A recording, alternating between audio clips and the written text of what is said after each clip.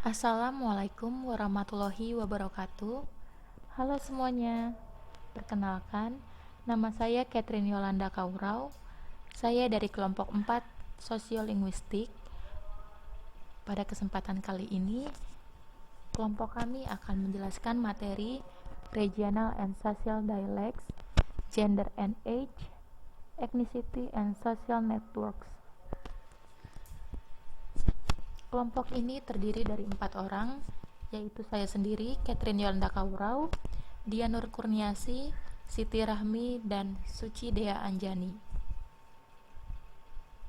Pembahasan pertama akan dijelaskan oleh saya sendiri. Regional and Social Dialects. Sebelumnya, kita akan membahas dulu apa itu dialects. Dialect is a regional or social variety of a language distinguished by pronunciation, grammar, and vocabulary. Dialect, a variety of language that signals where a person comes from.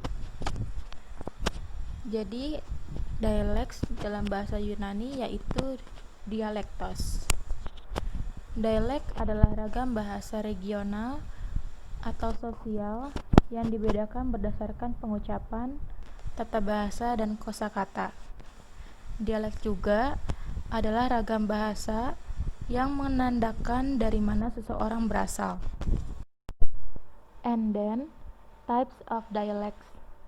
The first, regional dialects, a subgroup variety of a language associated with a particular geographical area.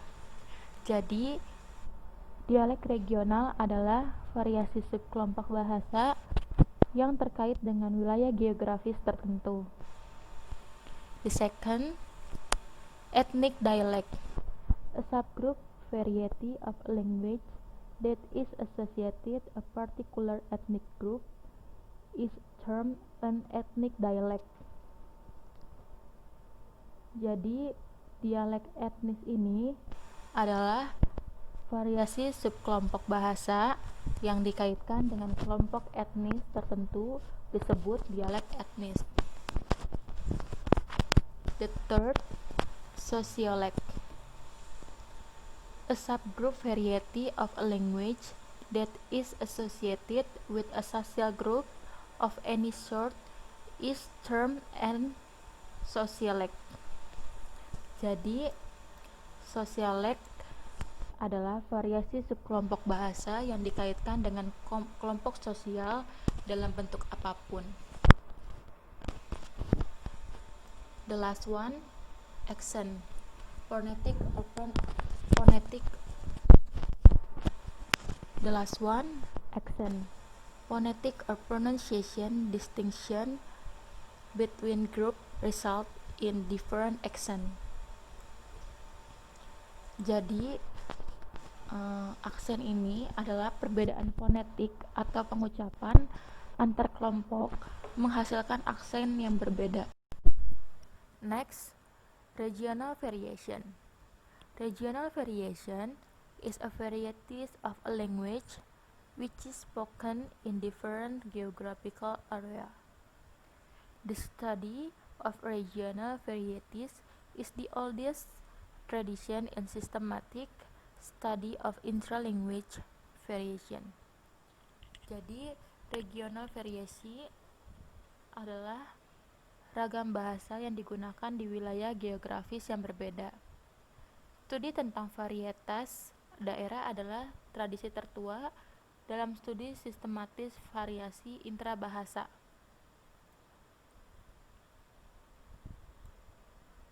Then, the kind of regional variation. The first, international varieties.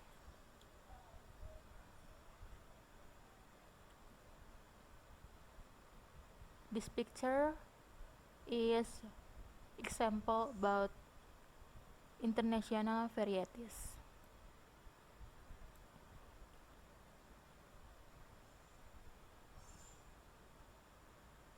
Pada contoh ini, kita dapat mengambil bahwa di dalam bahasa Inggris atau penggunaan orang Inggris atau bisa di telinga orang Inggris, penyebutan ayah dari orang Selandia Baru terdengar seperti orang yang sudah meninggal bagi orang British atau orang Inggris. The second, intranational or intracontinental variation. For the example, Rob. This wheels completely disasket Ellen. I could get it changed. Rob. You couldn't do nothing of the sort. It needs damp. Dalam contoh ini, percakapan dua orang dari Tyneside di Inggris akan membingungkan banyak penutur bahasa Inggris karena mereka menggunakan modal ganda yang bisa dijadikan tipikalnya orang Geordie. Meski begitu, hal ini juga terdengar di beberapa bagian Amerika Serikat bagian selatan.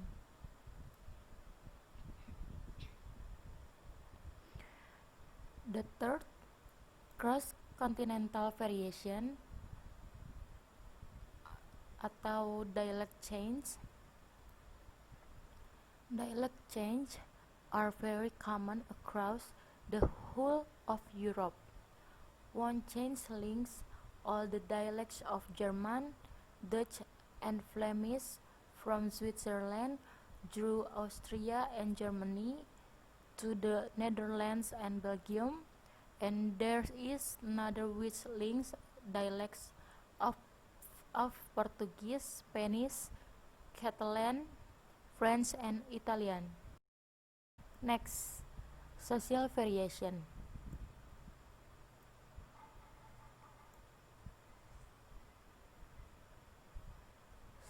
Seperti yang ditunjukkan oleh segitiga tersebut, kebanyakan variasi bahasa akan ditemukan pada sosioekonomi terendah, tingkat di mana perbedaan regional melimpah.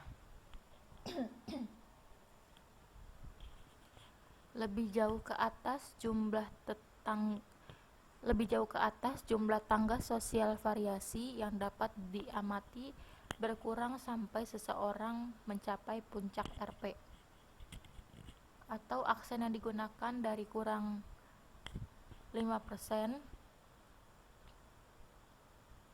populasi di Inggris.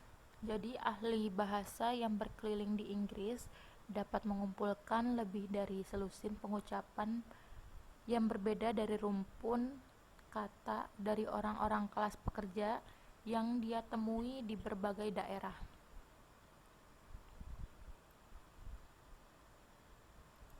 RP stands not for real pause, but rather for received pronunciation, the action of the best educated and most prestigious members of English society.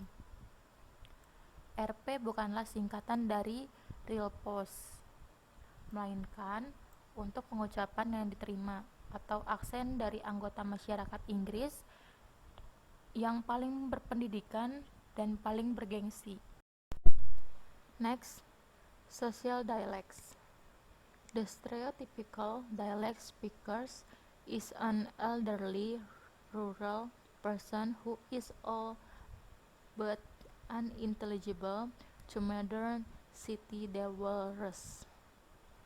But the term dialect has a wider meaning than the stereotype suggests. There are some kinds of social dialects. The first, standard English. The second, caste dialects. The third, social class dialect. Jadi, penutur stereotip dialek adalah orang tua pedesaan yang semuanya tidak dapat dipahami oleh penduduk kota modern. Tetapi istilah dialek memiliki arti yang lebih luas daripada yang ditujukan oleh stereotip ini. Kemudian ada beberapa jenis dialek sosial, yaitu bahasa Inggris standar, yang kedua dialek kasta, dan yang ketiga dialek kelas sosial. Pembahasan selanjutnya akan dijelaskan oleh Suci dan Dyan. Gender and age. In this section, we will discuss 7 points. The first is gender exclusive speech differences, highly structured communities. Second, gender professional speech features, social dialect research. The third, gender and social class. The fourth, explanation of women's linguistic behavior. The fifth, age-graded feature of speech. Sixth, age and social dialect data. And the last, age grading and language change. The first discussion is gender exclusive speech differences, highly structured communities. Women and men do not speak in exactly the same way as each other in any community. It is because there are communities where the language is shared by women and men, but in particular linguistic features occurs only in the woman's speech or only in the man's speech. For example, Amazonian men and women speak different languages. And then, in Yana, a North American Indian language, man and woman use form of words. The next chapter will be discussed gender preferential speech feature social dialect research. In Western urban communities where women's and men's social roles overlap, the speech form they are used also overlap. In other words, women and men do not use completely different forms. They use different quantities of frequencies of the same forms. Women tend to use more of the standard form than men do. Example, in Sydney, some women and men pronounce the initial sound in thing as F, but the men use this pronunciation more than the women. The next discussion are gender and social class. The linguistic feature which differ in the speech of women and men in Western communities are usually features which also distinguish the speech of people from different social classes. In the highest and the lowest social group, women score similarly to men. Social status appears to be more important than gender identity.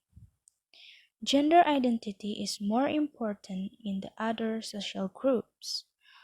Multiple negotiation or non-standard form are used in the lower middle class group, 32% by men versus 1% by women. Vernacular forms are used more frequently by men is a typical pattern in many speech communities.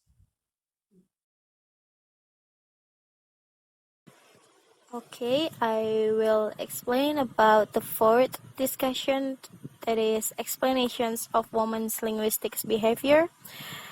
The first point is social status explanation. Women are more status conscious than men. Thus, they use the standard form. Standard forms are associated with higher social status.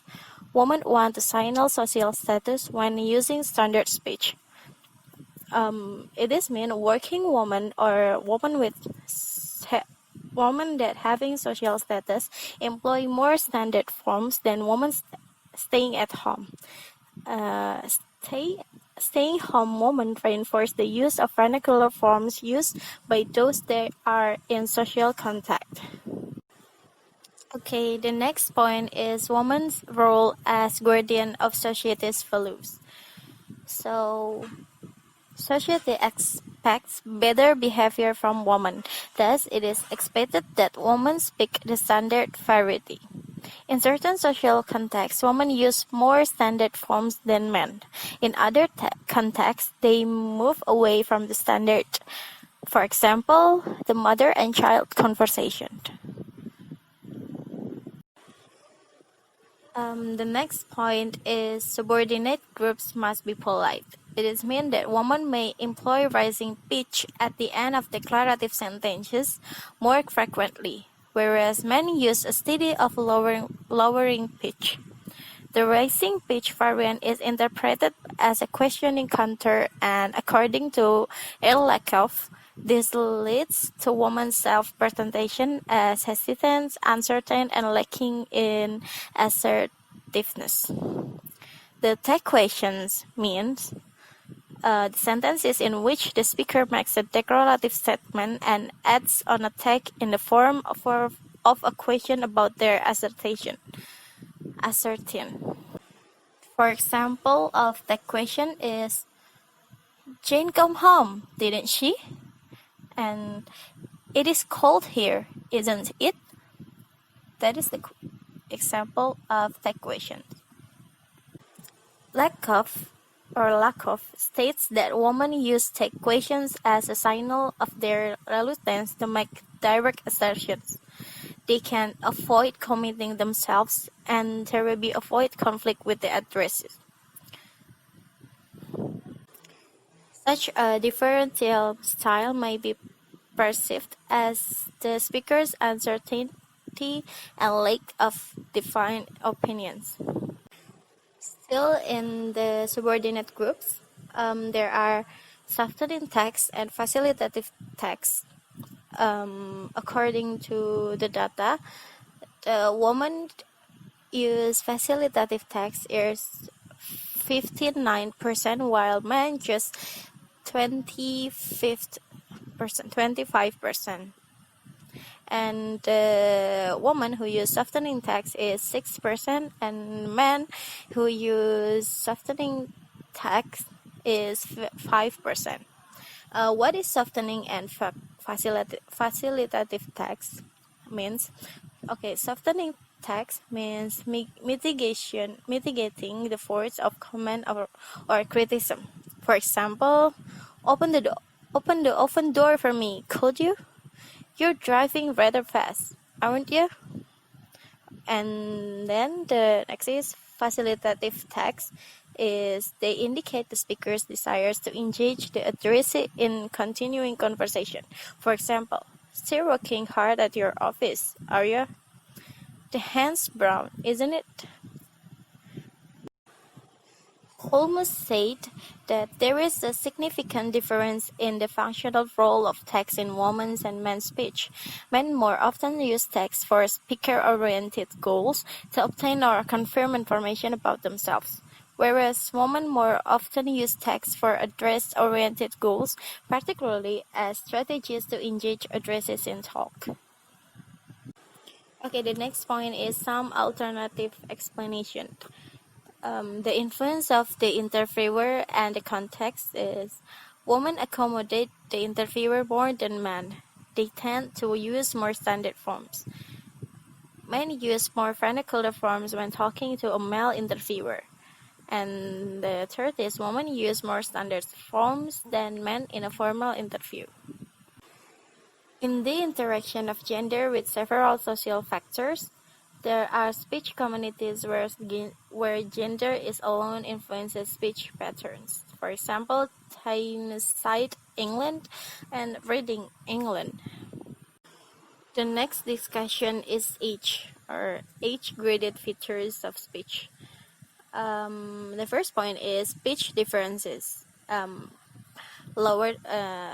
There are lower pitch or socially expected from public figures, or they are taken more seriously. So usually public figures use lower pitch to communicate. And then the second one is cultures differ with regard to expectation concern pitch differences. So the cultures how people communicate can be depend on their cultures. And then the next is vocabulary, pronunciation, and grammar may reflect age difference. So how people communicate is depends on their age because their vocabulary, pronunciation, and grammar are different too. So, and middle class pronunciation is difference between 10 years old and teenagers, of course. And the slang word is different from age to age. Okay, the next discussion is age and social dialect data. Research shows that in Britain and in the US there is not much gender-related difference in the speech of children. In Denmark, however, the difference may be there at the age of 4 or the role of daycare there, and the girls use fewer vernacular forms. Vernacular used in English-speaking countries are fewer for middle-aged speakers, but again, it increases for old-age speakers. Middle-aged speakers in general use more standard forms. The seventh discussion is age, grading, and language change. It is increase or decrease for a linguistic form over time. When a foreign Okay guys, I want to explain about ethnicity and social network. Ethnicity. What is ethnicity? Ethnicity is considered to be shared characteristics such as culture, language, religion, and traditions which contribute to a person or group's identity. Ethnicity dianggap sebagai karakteristik bersama seperti budaya, agama, dan tradisi yang berkontribusi pada identitas seseorang atau kelompok. Next is, what is an ethnic group? An ethnic group has been defined as a group that regards itself or is regarded by others as a distinct community by virtue of certain characteristics that will help to distinguish the group from the surrounding community. An ethnic group diartikan sebagai suatu kelompok yang menganggap dirinya sendiri atau dianggap oleh orang lain sebagai suatu komunitas yang berbeda berdasarkan ciri-ciri tertentu yang akan membantu membedakan kelompok tersebut dari masyarakat sekitar. Ethnicity. Many ethnic groups use a distinct language to identify their ethnicity. If the dominant or main language is speakers may linguistic signal that identify their use incorporate ethnic background. Banyak kelompok etnis menggunakan bahasa khusus untuk mengidentifikasi etnis mereka. Jika bahasa dominan atau utama adalah penutur mungkin sinyal linguistik yang mengidentifikasi penggunanya, masukkan latar belakang etnis. For example, New Zealand use Maori linguistic signal like Kia Eki, Ne to express their ethnic identity. Next example, Chinese Singaporeans in Singapore use the tagla to express solidarity. Contohnya, orang Selandia Baru menggunakan sinyal linguistik Maori seperti Kia Eki, Ne untuk mengekspresikan identitas etnis mereka. Dan orang Tionghoa Singapura di Singapura menggunakan tagla untuk mengekspresikan solidaritas. The next is African American Vernacular English. It has some features with do not occur in standard American English and some which less frequently occur. Linguistic differences act as a symbol of ethnicity. It exists particularly in the northern cities of the United States. Ada beberapa fitur yang tidak terdapat dalam bahasa Inggris Amerika standar dan beberapa di antaranya lebih jarang muncul. Perbedaan bahasa bertindak sebagai simbol etnis. Perbedaan bahasa bertindak sebagai simbol etnis. Itu ada khususnya di kota-kota utara Amerika Serikat. Next is British Black English. Member of British Black community born in England speak a variety of Jamaica school, also known as Patois. Patois use a symbol of ethnic identity. Those who are not fluent in Patois use English with Patois picture. This way, their English is marked as black, which signal the identity of the speaker.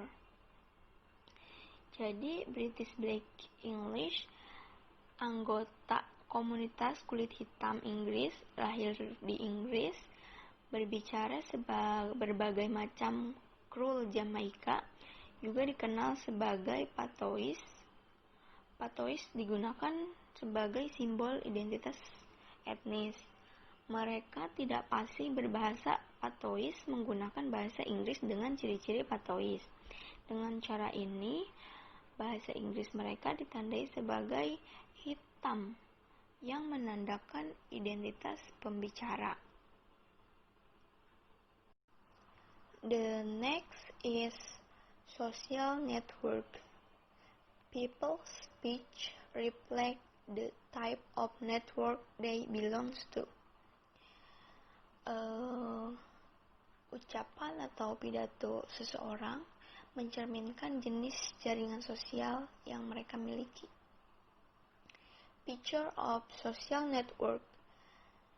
Density. It refers to whether members of a person network are in touch with each other. Complexity. It refers to the type of transaction people are involved in. Unified relationship. When the link to someone else is only in one area. And the last, multiple relationship. Interaction with other in several dimension. Jadi ada beberapa fitur jaringan sosial. Yang pertama, density. Ini mengacu pada apakah anggota jaringan seseorang berhubungan satu sama lain. Yang kedua, complexity. Ini mengacu pada jenis transaksi yang melibatkan orang. Yang ketiga, universal relationship. Ketika tautan ke orang lain hanya ada di satu area. Yang terakhir, multiple relationship. Interaksi dengan orang lain dalam beberapa dimensi. The next is communities of practice and the construction of social identity. Communities of practice develop around the activities which grown members engage in together, and their shared objective and attitude. Komunitas praktik dan kontribusi identitas sosial. Komunitas praktik berkembang di sekitar aktivitas di mana anggota kelompok terlibat bersama dan tujuan serta sikap bersama mereka. And the last is Linguistic patterns described by sociolinguistics correlate to macro-level categories such as gender, age, ethnicity, and class. And the concept of community of practice is aimed at understanding the complexities of belonging to a certain group. Jadi, pola linguistik yang dijelaskan oleh sosiolinguistik berkorelasi dengan kategori tingkat makro seperti jenis kelamin, usia, etnis, dan kelas. Konsep praktik komunitas ditujukan untuk memahami kompleksitas menjadi bagian dari kelompok tertentu. Oke, thank you. That's all for me.